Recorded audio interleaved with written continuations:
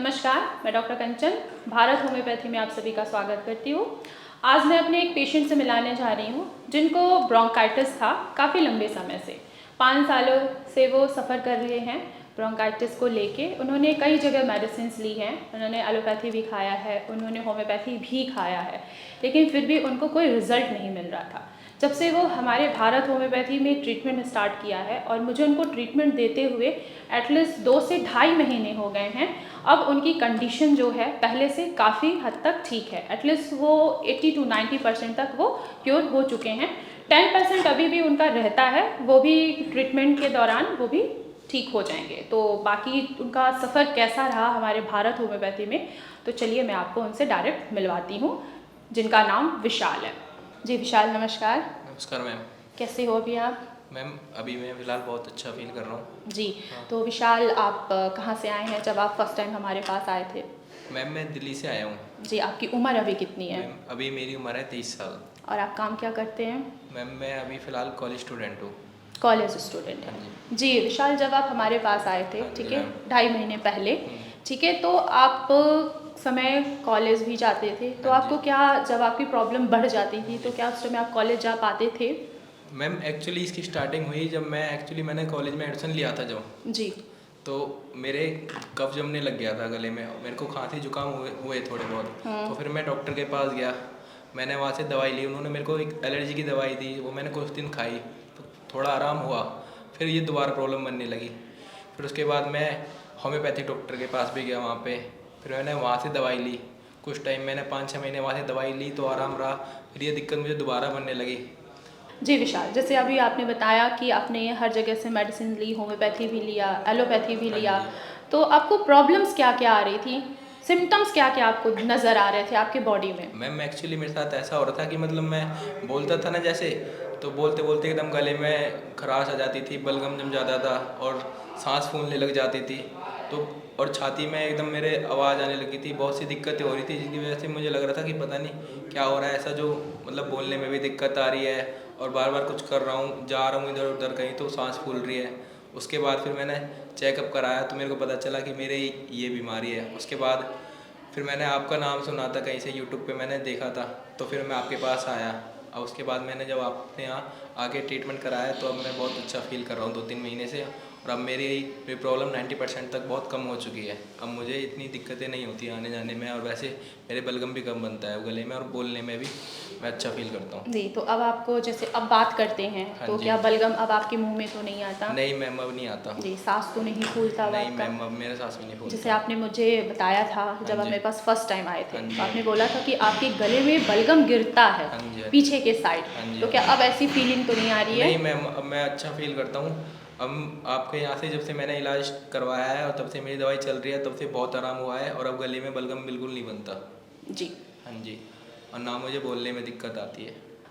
जैसे विशाल, मैंने आपकी जो केस टेकिंग लिया था फर्स्ट टाइम, तो हाँ उसमें जी। आपने बताया था कि आपको इचिंग बहुत ज़्यादा होती थी जब भी आपको ये प्रॉब्लम्स आती थी, हाँ जी। सांस हाँ लेना जी। या बलगम आना, तो आपको खुजली बहुत होती थी हाँ जी। स्किन हाँ पे जी। आपको, तो क्या अभी भी वो खुजली होती है आपको? नहीं मैम एक्चुअली जब मैंने बाहर से जब दवाई ली थी ना, तो उस टाइम मेरे को खुजली होती थी, और अस्थमा के साथ में जब मेरे बलगम जमता था और बॉडी में स्किन में मेरे खुजली भी होती थी। लेकिन जब से मैंने आपसे ट्रीटमेंट करवाया है यहाँ से, जब से मेरा ट्रीटमेंट चल रहा है, तब से अब मेरे खुजली वगैरह कुछ नहीं होती है और ना मेरे बलगम बनता है। जी, या अब आप पहले स्टीम वगैरह भी लिया करते थे, तो क्या अभी भी स्टीम लेते हो?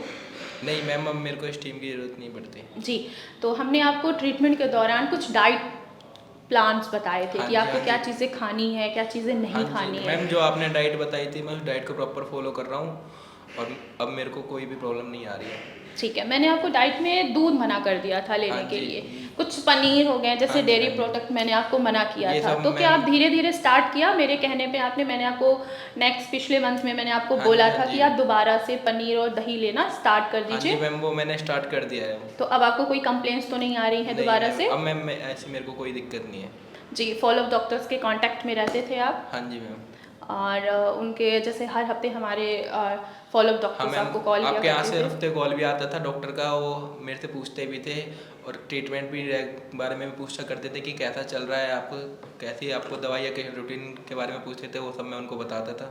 जी। तो अब सब ठीक है। हमने आपको ट्रीटमेंट के दौरान कुछ एक्सरसाइज भी आपको बताया था करने हाँ के जी, लिए, हाँ जी, तो वो क्या वो आप मैं फॉलो कर रहे थे? रेगुलर फॉलो कर रहा हूँ मैम मैं। अभी भी वो फॉलो करते हैं? हाँ जी मैम, मैं डेली मॉर्निंग में एक्सरसाइज करता हूँ। ठीक है।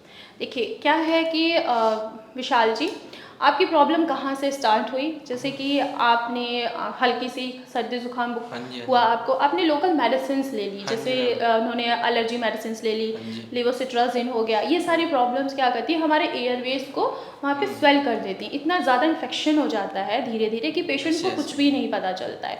मेन यस प्रॉब्लम आपकी एयरवेज में स्वेलिंग के वजह से आई है, यस और मैम। आपको एलर्जी नहीं है, ये आपको ब्रोंकियल अस्थमा है, यानी कि इसको अगर हम सिंपल लैंग्वेज में बताएं आपको, तो इसको ब्रोंकाइटिस कहा जाता है।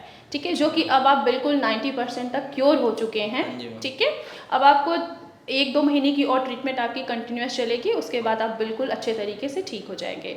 ठीक है, ठीक होने के बाद भी आप थोड़ी बहुत आपको डाइट फॉलो करनी पड़ेगी। उसके बाद जो जो चीज़ें हमने आपको अभी भी रोक रखी हैं, ठीक है, वो दोबारा से हम आपका स्टार्ट कर देंगे। ठीक है, ओके मैम। जब आप बिल्कुल ठीक हो जाओगे, एटलीस्ट 1 से 2 महीने और आपकी ट्रीटमेंट कंटिन्यू चलेगी, देन आपकी ये प्रॉब्लम ब्रोंकियल अस्थमा आपको मुड़ के दोबारा नहीं होगा।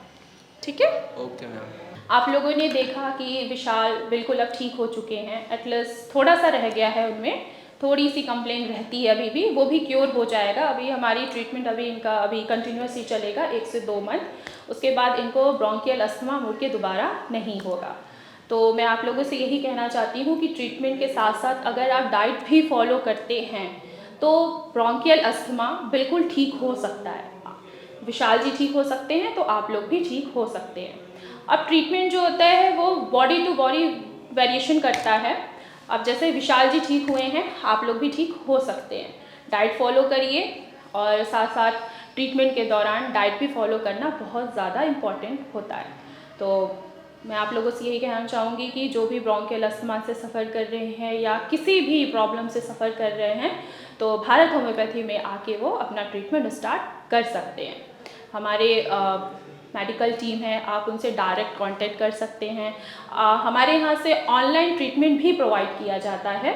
अगर आप किसी भी पेशेंट को डायरेक्ट मुझसे अगर ओपीडी में मिलना है, तो मेरे ओपीडी में वो विज़िट भी कर सकता है।